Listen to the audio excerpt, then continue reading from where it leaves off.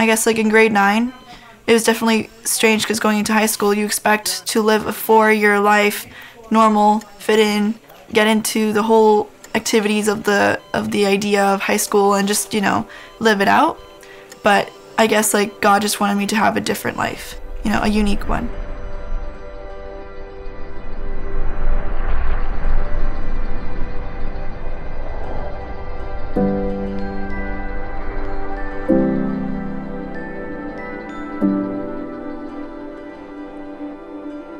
My name is Mariana. I am 18 years old and I am Mexican. Hola, yo soy Mariana.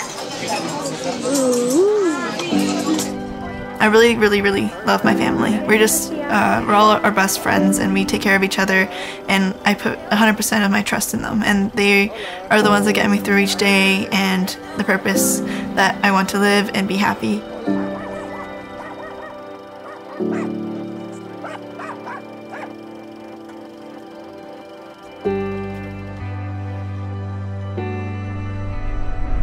I guess like I've always loved to draw and write little bit stories from when I was a kid.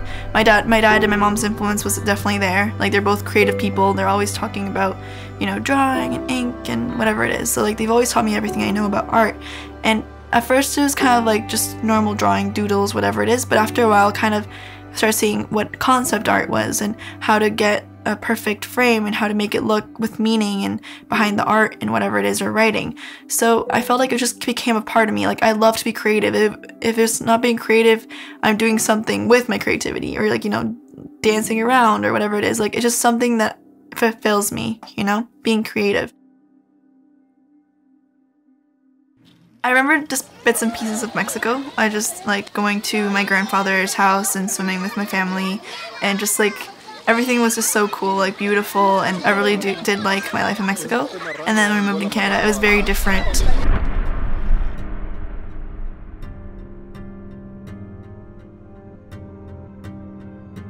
I spoke Spanish, so the first year trying to get to people understand me, I would just speak gibberish, so I felt like a little bit of like an alien, you know?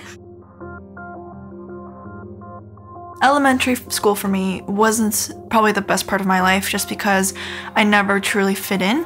I found it really hard to make friends. I really couldn't connect with everybody, and so I just kind of was there, but I was never truly a part of the school, and it really was hard. In grade 8, I finally made some friends, and it was really fun, and I really felt connected, and I'm like, finally I have this group.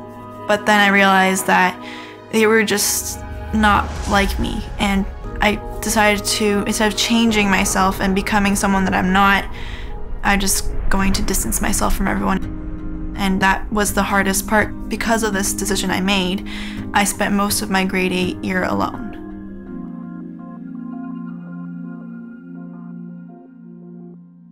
So grade 9 turned out to be a total different experience. I felt accepted, I was part of a group, and I finally felt happy to go to school again. But by the end of grade 9, I started noticing that my body was having some strange difficulties. I started feeling way more tired in the mornings. I would sleep through class, or I started getting like hour nosebleeds for every like 5 hours, and I have to leave class, and I started feeling woozy and just really strange. And then I started realizing that my stomach inflated and it looked like I was 6 months pregnant, and I'm like, that's not normal. So I had to go to the doctors, and they checked our blood, and they said my blood was normal, but they wanted to check an ultrasound just for my stomach, and they said my liver and my spleen were enlarged. You should go to an oncologist. And I didn't know what oncology meant back then, but I'm just like, okay, let's go to an oncologist. So we went to an oncologist, and he was very nice, and he checked me up and everything, and I'm just like, okay, let's go. And he's like, oh, you should go to Sickets really soon. I've never been to a hospital before, and Sickets was like basically Disneyland, but in hospital version. And it was so interesting. So me and my sister were playing on the bed and moving it up and down and looking at all the different channels because we have no TV. So, you know, it was just a very interesting experience, and I got to sit like, oh my god, I'm in the hospital, it's so cool.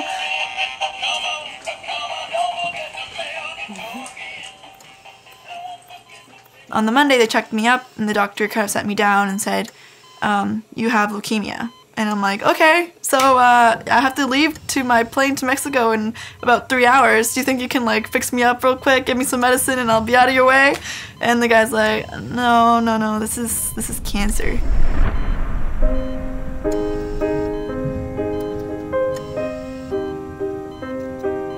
It was like the first 2 days were just like intense. It was like surgery, get my port, which is like the circular thing that goes into my chest, and that's where they put the needles to get my chemo in. And then I got another bone marrow checkup and lumbar puncture for chemo because it has to go in the back, because if not, the leukemia is known to go everywhere in the bloodstream. So if you don't get it in the spine, it could hide up there somewhere. So it's just like first 2 weeks were just intense chemo. But then after 22 days, I was cancer free. But for leukemia, you have to do a 2.5-year treatment because they say that you have to have preventive chemo just in case it comes back, because it's known to come back.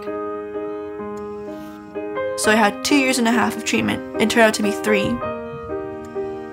When I got home, I would lay in bed all day because I couldn't really move because I was so tired from just like the chemo and everything. Just it caused me so much like just laziness. I didn't want to get up.